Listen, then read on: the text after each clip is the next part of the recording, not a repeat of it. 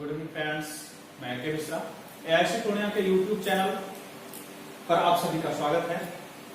आपने इसके पिछले क्लासेस में रैंकिंग के बारे में थोड़ा बहुत समझा होगा।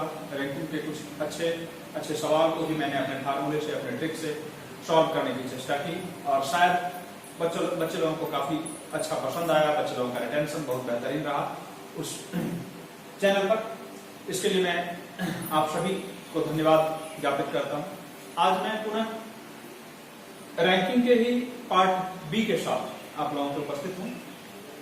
आप लोगों को रैंकिंग के कुछ और क्वेश्चंस, फार्मूले को मैंने उस दिन ही बता दिया था। फार्मूले में कुछ भी नहीं था। टोटल के लिए मुझे -1 करना है, टोटल के लिए -1 करना है और डायरेक्शन के लिए +1 करना है। टोटल के लिए -1, डायरेक्शन के लिए +1। ये उनके लिए है जिन्होंने पिछले वीडियोस नहीं देखे होंगे। यहाँ की गैलरी में जाकर के आप पिछले वीडियोस को भी देख सकते हैं। इसके अलावा मैंने बहुत सारे वीडियोस जो एवरेज पर, एलिगेशन पर, एसआई पर, सीआई पर डाला है, उसका भी आप आनंद ले सकते हैं। मैथमेटिक्स भी मैं अपने चैनल पर खुद पढ़ाता हूँ और एक विकास मिश्रा सर है जो आपको प्रत्येक दिन करंट की जानकारी देते हैं और करंट को उतना ही ज्यादा अपडेट रहता, वो इतना ज्यादा अपडेट रहता कि आप अदर्स चैनल पर जिसे एक दिन बाद पाएंगे उसको विकास मिश्रा सर के द्वारा उसी दिन करा दिया जाता है। आप एक अच्छे जो यूट्यूबर हैं, अच्छे जो चैनल्स हैं जो उसे एक दिन बाद देते हैं, आप हमारे चैनल के माध्यम से उसे बिल्कुल सेम डे में पा सकते हैं। जिस दिन की घटनाएं होती उसी दिन वह दे दिया जाता और वह अत्यंत परीक्षोपयोगी होता और वीडियो उनका बहुत ही छोटा होता। मुश्किल से 7-8 मिनट का वीडियो बनाते हैं और वीडियो में केवल क्वेश्चन ही डालते हैं। उल जरूर की कोई बातें उनके वीडियो में नहीं होती। यह भी उनकी एक खासियत है। ठीक है, तो टोटल के लिए -1, डायरेक्शन के लिए +1। एक सवाल मैं फिर से दिए दे रहा हूं। यदि आप किसी पंक्ति में दोनों छोर से 11वें हो तो पंक्ति में कुल छात्र की संख्या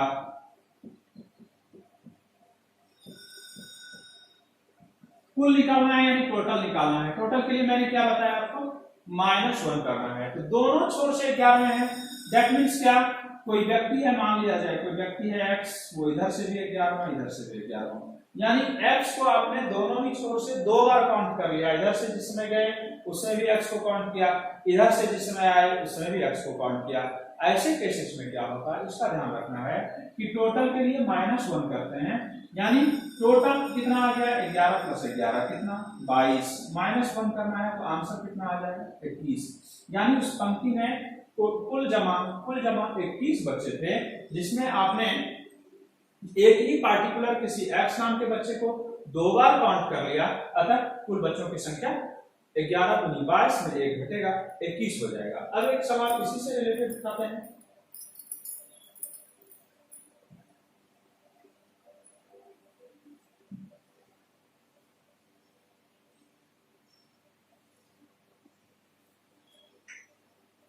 पंक्ति में लेफ्ट छोर से 11 तथा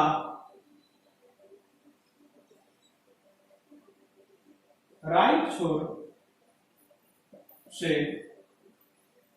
9 है, तो कुल छात्र की संख्या। ठीक है, अब बातें क्या हो रही है कि आप किसी पंक्ति में लेफ्ट छोर से 11वें हो, राइट छोर से 9वें हो। फिर से आप ध्यान देंगे, इसमें भी कोई बातें नहीं है, सेम वही केसेस है। आप किसी पार्टिकुलर x आदमी को लेफ्ट से 11th पोजीशन पर बैठाए हुए हो और राइट से इसी आदमी को आपने 9th पोजीशन पर बैठा दिया। ठीक है, तो टोटल बच्चे कितने होंगे, 11 और 20। टोटल बच्चे कितने होंगे, 11 और 20। ठीक है, और टोटल के लिए आपको क्या करना है, -1 करना है, यानी 19 इस सवाल का आंसर।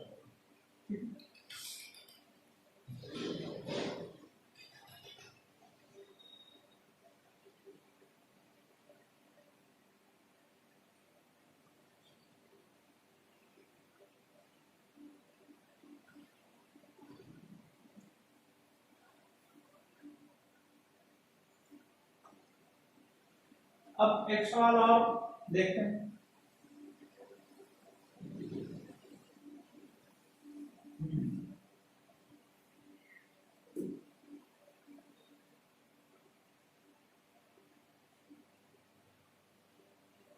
एक क्वेश्चन मैंने उठाया,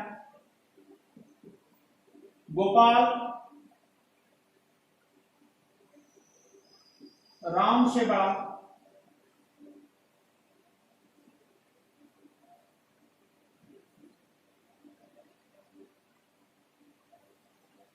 गोपाल मोहन से बड़ा, किंतु राम से छोटा है। ये रेलवे का क्वेश्चन मैं उठा रहा हूं।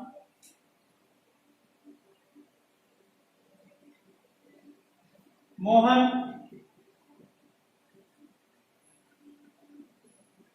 सोहन से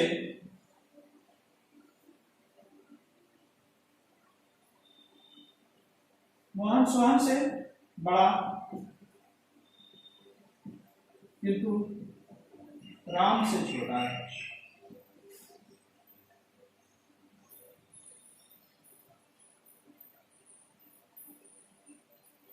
मोहन सोहन से बड़ा किंतु राम से छोटा है, तो सबसे बड़ा कौन है?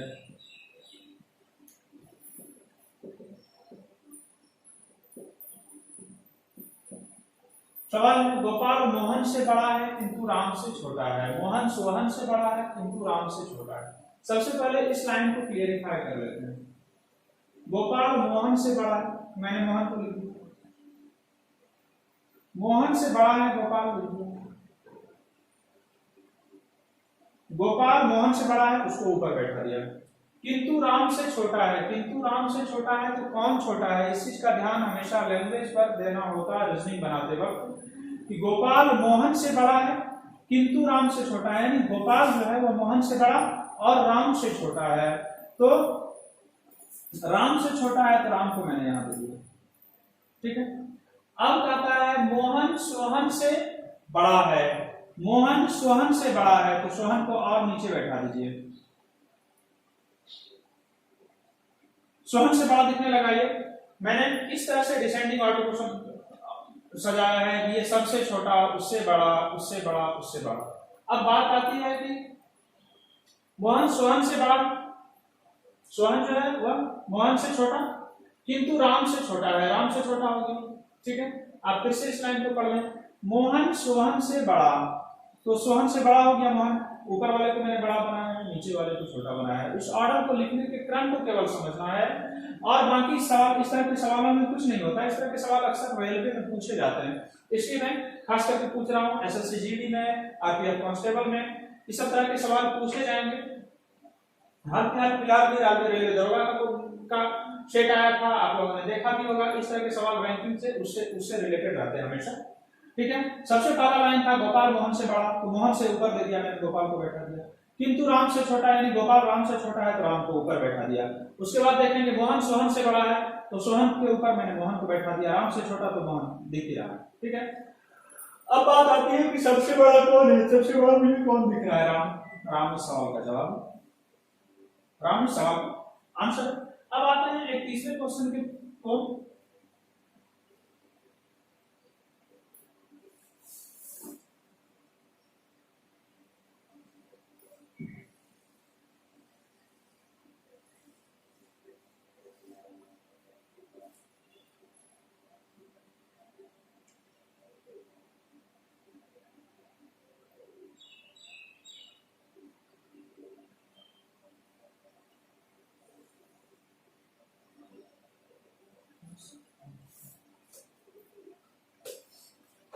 देखें 5 मित्र हैं, बी से ए नाता,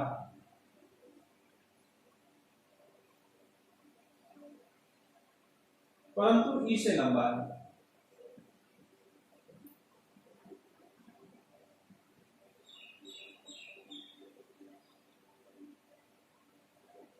परंतु ई से लंबा है। से कुछ लंबा है, सी तो बी से कुछ लंबा,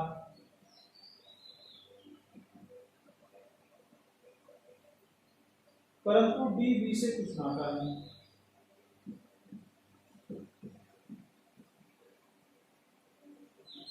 डी बी से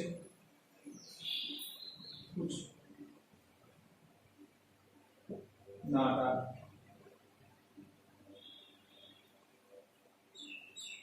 और ए से कुछ लंबा,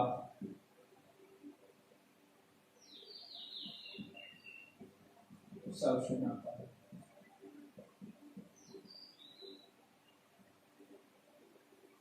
सवाल आप देख रहे हैं, 5 मित्र हैं, बी से ए नाता है, बी से ए नाता है, परंतु ई से लंबा है। सी बी से कुछ लंबा है, सी तो बी से कुछ लंबा है, परंतु डी बी से कुछ नाता है, और ए से कुछ लंबा है। ठीक है, तो सबसे नाता कौन? इसके ऑर्डर को सजाना है।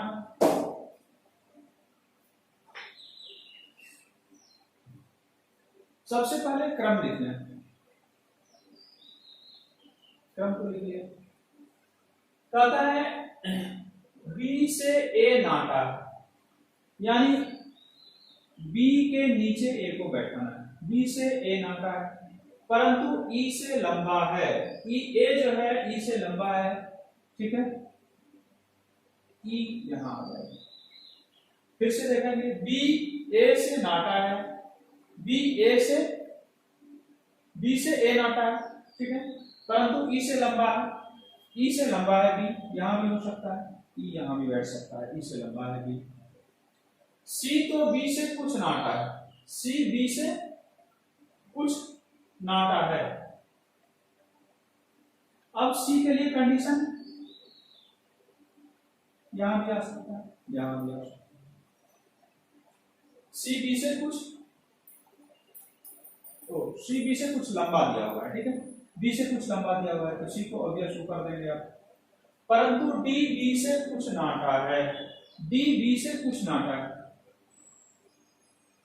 ठीक है, और ए से कुछ लंबा है, ए से कुछ लंबा है, तो सबसे नाता कौन है? अब इसी चीज को ऑर्डर में केवल सजाना है।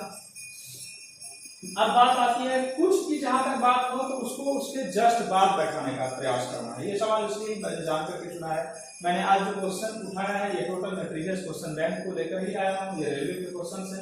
फिर से देखेंगे, बी से ए नाटा है। ठीक है, तो बी से नीचे ए को बैठा दिया। कुछ नाटा है की बात नहीं आ रही है, बी से ए नाटा है।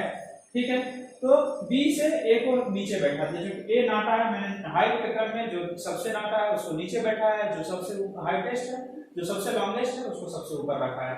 परंतु ई से लंबा है। ठीक है, तो ई से लंबा है बी, तो ई यहां भी हो सकता है, ई यहां भी हो सकता है। ठीक है, अब कहता है सी तो बी से कुछ लंबा है, बी से कुछ लंबा है, इसका मतलब सी बी से ऊपर डाल दिया, लंबे वाले को मैंने ऊपर रखा। परंतु डी बी से कुछ नाटा है, डी बी से कुछ नाटा है, तो बी के नीचे डालना है। बी को कुछ नाटे की बात हो रही है तो यहां डाल दें। और ए से कुछ लंबा है, ए से कुछ लंबा है, तो ए को यहां डाल दें। ठीक है, अब मेरा पूरा क्रम इस तरह से तैयार हो जाता है, सी बी डी ए और ई। इसी को यहां पर बैठा लेना है, सी बी डी ए ई। यहां पर सारा खेल जो है वह इस वर्ड का है, इस चीज का ध्यान देंगे हमेशा।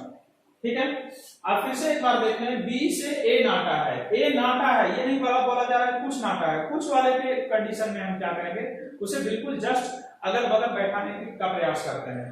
बी ए से नाटा है, तो बी के बाद मैंने ए को बैठा लिया कहीं भी। ठीक है, उसके बाद परंतु ई से लंबा है, ये नहीं बोला जा रहा है कि कुछ लंबा है, ई से लंबा है, तो ई को आप यहां भी बैठा सकते थे, ई को यहां भी बैठा सकते थे, यहां पर बैठा दिया। अब देखिए केस क्या आता है, तो सी तो बी से कुछ लंबा है, सी बी से कुछ लंबा है, मैंने कुछ वाले केस में आपको बताया था कि उसे जस्ट ऊपर डाल दीजिए, बी से कुछ लंबा तो मैंने कर दिया, ठीक है। परंतु डी बी से कुछ नाटा है, डी बी से कुछ नाटा है, यानी बी के जस्ट बाद डी को देना है, यहाँ पर भी कुछ वर्ड लगा हुआ है देखें, ठीक है। डी बी से कुछ नाटा है यानी बी के जस्ट पीछे देना था, इसका मतलब ई यहाँ एडजस्ट अब नहीं हो सकेगा, ई एडजस्ट नहीं हो सकेगा।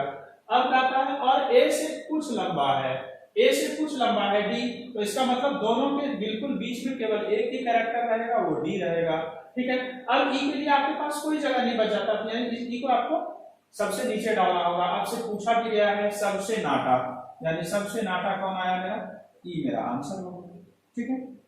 जानकर के मैंने इस क्वेश्चन को उठाया था ताकि आप लोगों का इस तरह के क्वेश्चन में ये कंफ्यूजन क्लियर हो जाए कि इस तरह के सवाल जो कुछ वाले होते उसे कैसे बनाया जाता है। ये भी प्रीवियस ईयर क्वेश्चन पूछे गए हैं रेलवे एयरफोन गुड्स गार्ड के इसमें, जिसे अब तो एनटीपीसी का एक नाम दे दिया गया है। इससे पहले जो एग्जामिनेशन होता वो एयरफोन का अलग होता था, गुड्स गार्ड का अलग होता था, ठीक है। अब एक क्वेश्चन और उठाते हैं प्यारा सा,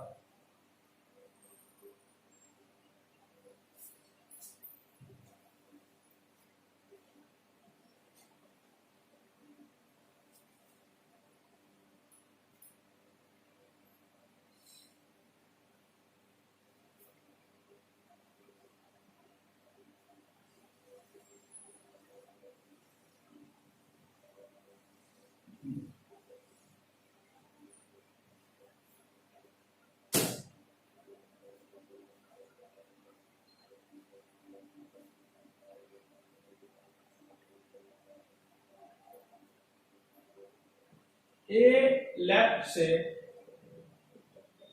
11वां है,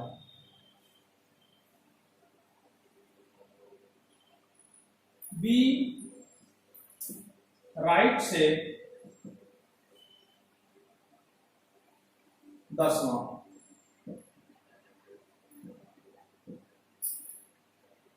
यदि उन दोनों ने आपस में स्थान बदल लिया, इस तरह के सवाल को मैंने उस दिन कराया था।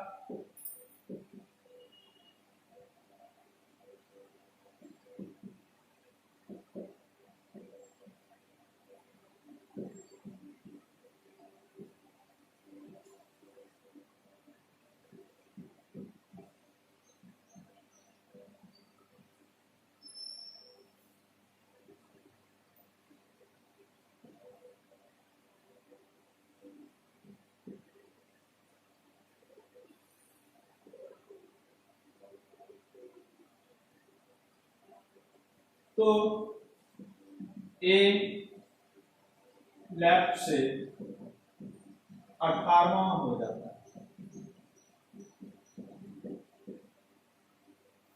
तो बी का राइट से नया स्थान क्या है।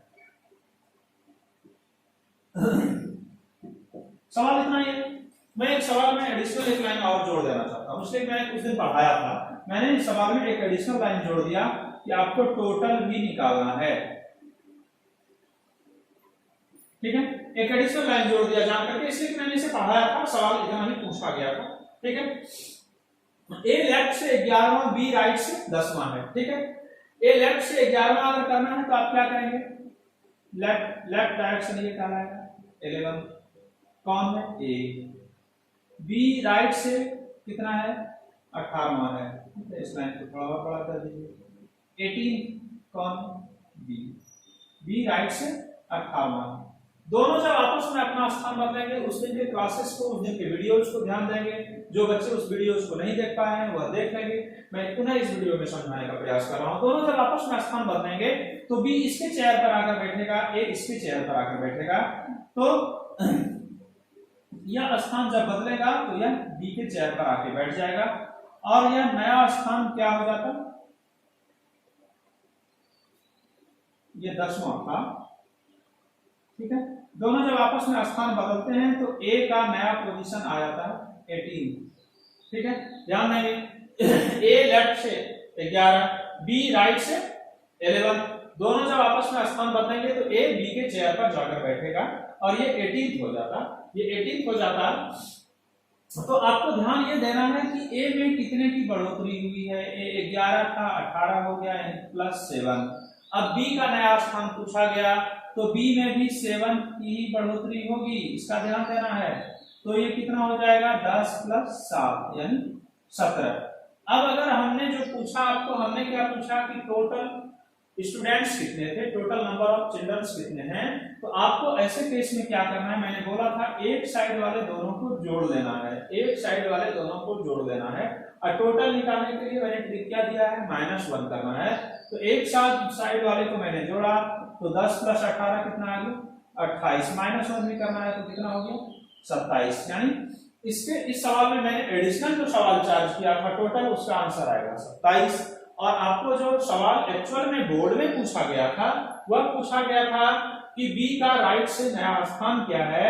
तो ए में आपने देखा 11 से 18 हो गया है, तो बी राइट से नया स्थान 10 से, इसमें भी 7 पड़ेगा तो ये 17 हो जाएगा। धन्यवाद। आप लोगों ने देखा, इस बात को भी आप लोग समझ गए होंगे। मैं अगले चैप्टर्स में फिर कुछ नया आप लोगों को पास लेकर आऊंगा। धन्यवाद।